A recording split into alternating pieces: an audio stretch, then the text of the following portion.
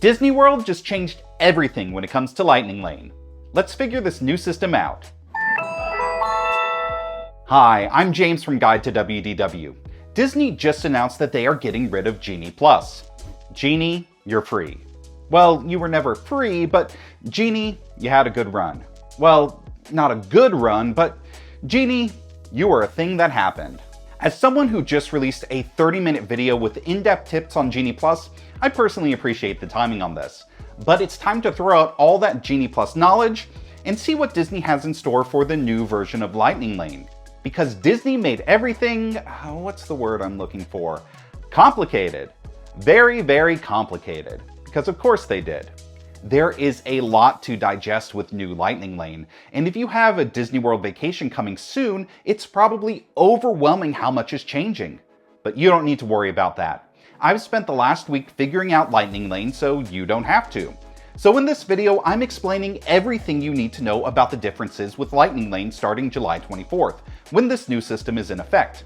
There are 15 big changes, including booking in advance, when you can buy, and attractions that have been removed. I'll explain it all, plus share some initial tips and strategies for getting the most rides possible, so be sure to watch to the end for that. But let's start with the new name. Bye-bye Genie Plus. Disney is renaming the whole skip the line system again. So Lightning Lane still means the line with a much shorter wait. But before you had Genie Plus, where you paid for the ability to make reservations for the Lightning Lane one at a time from a group of dozens of rides. And there was also Individual Lightning Lane, where you paid per ride just for the 5 newest and most popular rides at Disney World. Genie Plus is now called Lightning Lane Multipass. An Individual Lightning Lane is now called Lightning Lane Single Pass. If you're at Disneyland, that's the only thing that's changing. The system will work the same as Genie Plus, the branding is just different. But at Disney World, as you can tell by the runtime of the rest of this video, there are a ton of changes with how everything works, especially with Lightning Lane Multipass. Let's start with the most fundamental difference, number 2, pre-booking. With the new system, Disney World will let you pre-book your Lightning Lanes before your vacation. With Lightning Lane Multipass, you can book 3 rides per day in advance. If you remember FastPass Plus, that should sound familiar. With Lightning Lane Single Pass, you can still buy up to 2 of these premium rides per day like Individual Lightning Lane, but you can now also do that in advance as well. So if you're willing to spend the money, you can have up to 5 Lightning Lanes pre-booked per day before you even head to Orlando. And there's a way to get even more Lightning Lanes on the same day, which I'll dig into later. But next, let's go to number 3, purchasing. Pre-booking also means that you can purchase Lightning Lanes in advance. With the old system, everything was same day. Genie Plus would become available to purchase at 12:01 a.m., and then you could make your reservations at 7 a.m. Individual Lightning Lane became available to purchase at 7 a.m. for resort guests, and then everyone else would be able to buy them once the park opened. The new system streamlines this a lot. Now, you'll be able to purchase and make your Lightning Lane Multipass selections, as well as buy your Single Pass rides for the whole day in one transaction. You'll also be able to select your Multipass rides before you buy, which is a big improvement from Genie. And it all becomes available at the same time of day, 7 a.m. But how many days in advance you can make your reservations depends on where you're staying, which brings us to a huge change. Number 4, the Resort Guest Advantage, when you can buy Lightning Lanes. If you're staying at a Disney resort, Shades of Green, or the Swan, Dolphin, and Swan Reserve, you get a big perk in this new system. Guests at those resorts can start purchasing their Lightning Lanes 7 days before their check-in day, and they can book up to the first 14 days of their stay at one time. This is very similar to the 60+10 rule with dining reservations. Now, if you're staying off-site, you can book your Lightning Lanes 3 days in advance, and whether or not you can book your entire vacation in one sitting will depend on your ticket type. That's where things get needlessly complicated. I'll get into it in the next section. But back to the advanced reservation window. This is a big advantage for resort guests. Not only will they have the first crack at big rides like Slinky Dog Dash and Remy's Ratatouille Adventure, but their head start is actually bigger than it seems. Let's say you have 2 families going to Disney World at the same time, but one is staying at a Disney resort and one is staying off-site. They both arrive and check in on a Sunday, and their first day at the parks is Monday at Magic Kingdom.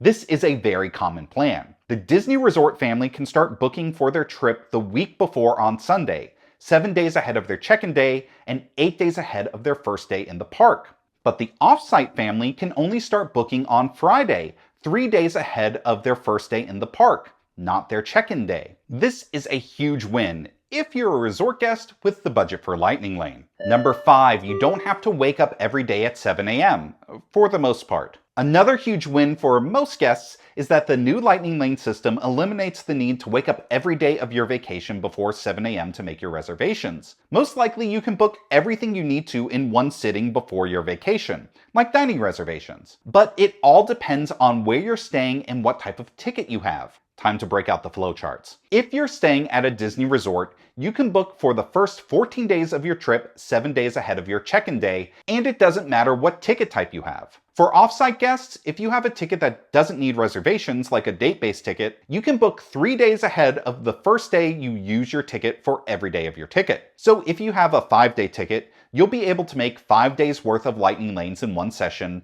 for the dates that your ticket is eligible. Now, if you're an off-site guest with a ticket that needs reservations, like an annual pass holder or a military discount ticket, you get the short end of the churro. You can make your Lightning Lane purchases 3 days ahead of time, but you can only purchase 1 day at a time. So you'll have to get up at 7 a.m. each day like you used to, but just 3 days earlier. There are also some more annual pass nuances that I'll cover later. Now, even though most guests will be able to book for their entire vacation before they arrive, it doesn't fully get rid of that 7 a.m. alarm because these new changes don't affect virtual queue at all. Those still open at 7 a.m. and 1 p.m. each day, and they're still only available for the same day. Be sure to check out my virtual queue masterclass for all my tips on how to get an early boarding group. And while you're at it, get subscribed so you don't miss any of my upcoming videos with strategies about the new Lightning Lane system. Speaking of strategies, these next few updates are going to massively change my Lightning Lane strategy. Number 6, attraction tiers are back. Here's another one that should feel familiar for FastPass Plus fans. When you're pre-booking Lightning Lanes with MultiPass, rides are divided into 2 tiers. You can choose 1 ride from Tier 1 and 2 rides from Tier 2. Tier 1 is typically the most popular rides, and the Lightning Lanes that would sell out the quickest with the old system. For example, at Magic Kingdom, Tier 1 includes rides like Space Mountain and Tiana, while Tier 2 includes rides like It's a Small World, Haunted Mansion, and Little Mermaid. At Epcot, Tier 1 includes Remy, Frozen, and Soarin', while Tier 2 includes Living with the Land and Spaceship Earth. At Hollywood Studios, Tier 1 includes Slinky Dog and Millennium Falcon, while Tier 2 includes rides like Tower of Terror, Star Tours, and Alien Swirling Saucers. Animal Kingdom is the only park without tiers, and these tiers only apply to MultiPass pre-booking. When you're making same-day selections, tiers won't apply. Which brings us to the next big change. Number 7, same-day booking rules. Genie Plus had something called the 2-hour rule, where if you made one reservation, you could make another reservation either once you used that reservation or after 2 hours had passed, whichever was first. Now that's gone. How the new system works isn't very clear on Disney's website, but I saw it reported by Scott Gustin, Disney Tourist Blog, and Blog Mickey, and I trust all those sources. MultiPass now has something that I'm calling the Rule of 3, which is really important to know for getting rides beyond what you booked ahead of time. Now with MultiPass, you can always hold 3 Lightning Lanes at one time. Once you use one, you can refill that slot with a new ride, and you can keep doing that until Lightning Lanes run out for the day. This has massive implications for Lightning Lane strategies, but overall I think this is a good change. It's the one rare case where things are less complicated than before. You can always have up to 3 Lightning Lane reservations at one time. Use one, you can book another.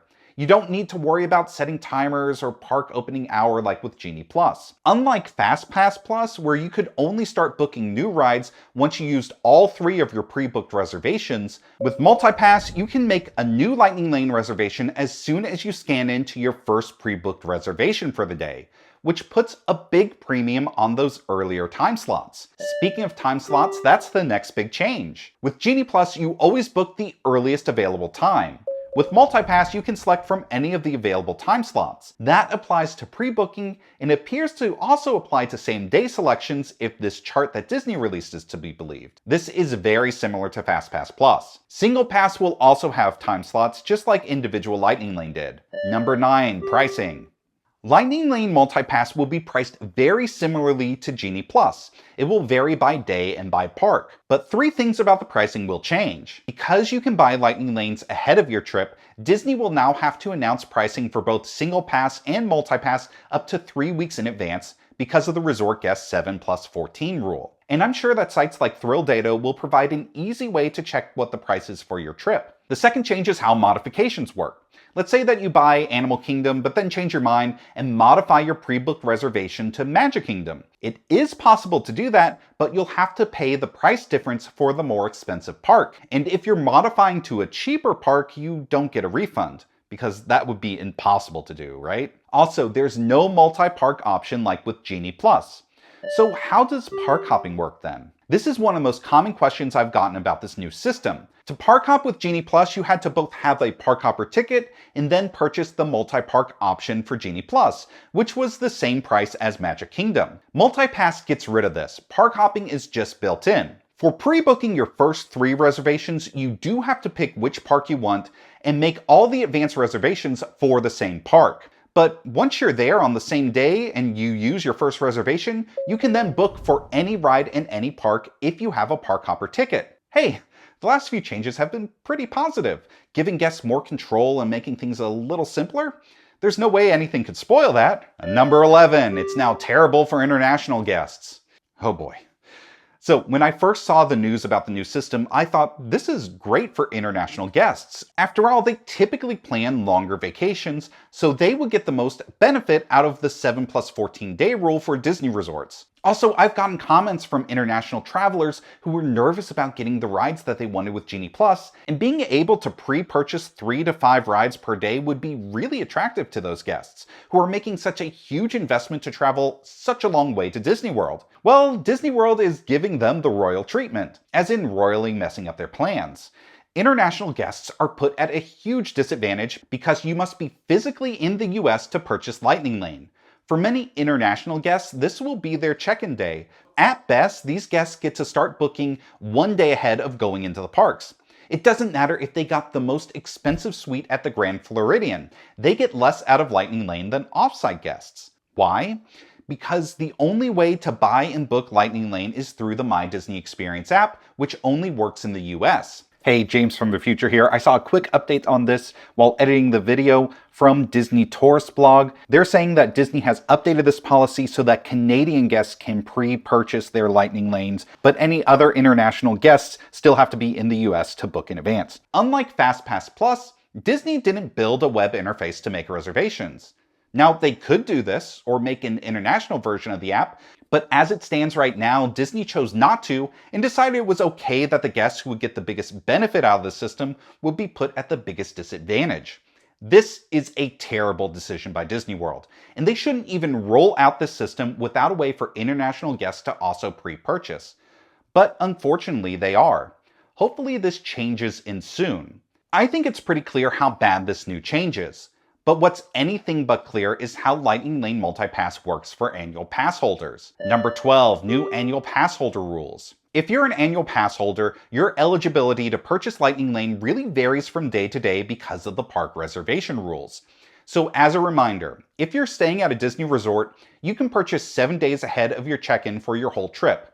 And if you're staying off-site, you can start booking 3 days ahead of each day, but only 1 day at a time. Here's how everything works with park reservations. If you have a park reservation, you can buy Multipass for that day and book reservations for any time. If it's a good-to-go day, it works just like if you have a reservation. If it's not a good-to-go day and you don't have a reservation, you can still buy Lightning Lanes for that day. Remember, annual pass holders can get into the parks without a reservation after 2 p.m., except for Magic Kingdom on the weekends. So on those days, you can still buy Lightning Lanes, but you can only book time slots that are 2 p.m. or later. Basically, you can only pre-book for the times where you're eligible to be in the park.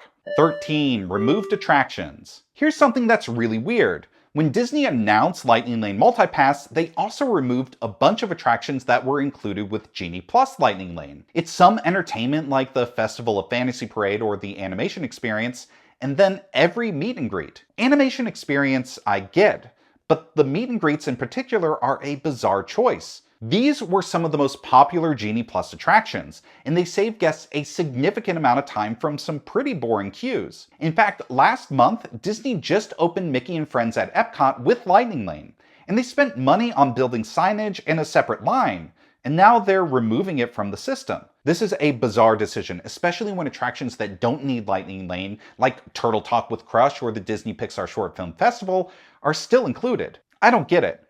But what I do get is that Lightning Lane Multipass will require new strategies. I'm already hard at work on a whole new Lightning Lane Masterclass with updated strategies and tips, but I have to see the system in action to figure out some of the more specific details. But this ain't my first rodeo. My family started Guide to WDW in 1999 when the first FastPass debuted. And we've been figuring out tips for every flavor of FastPass, FastPass Plus, MaxPass, and Genie since then. So here are a few quick tips based on that experience. Like FastPass Plus and dining reservations, you'll want to start booking your Lightning Lanes for the last day of your trip and work backward to the first day. This will give you the best shot at the hardest to get rides. Also like FastPass Plus, you'll want to try to book your selections early in the day to be able to make your new Lightning Lane selections as early as possible. Because you can make a new reservation as soon as you use your first one, it's most important to have at least one early time slot pre-booked. And you can even use this strategy to save money. For example, book the earliest available slot at Animal Kingdom, which will be the cheapest park. Then on the day of, make your same-day reservations for Magic Kingdom. This could save you $5 to $10 per person if the pricing remains similar to Genie Plus. Finally, Genie Plus stacking later in the day is still doable, but not optimal anymore because of the attraction tiers. You can still plan on having a relaxing morning at your resort and booking rides back-to-back in the afternoon, but they won't all be the biggest rides like you could do with Hollywood Studios and Genie Plus. Number 15, mysteries. Now, the last thing that's different right now is that there's a lot that we still don't know about this new system.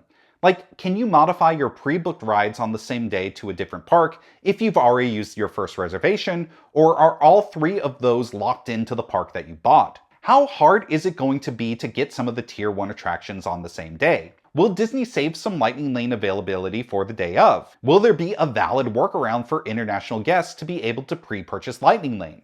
These are all questions I'm looking to answer. Speaking of questions, my next video will be answering some of your biggest questions about Disney World's new system.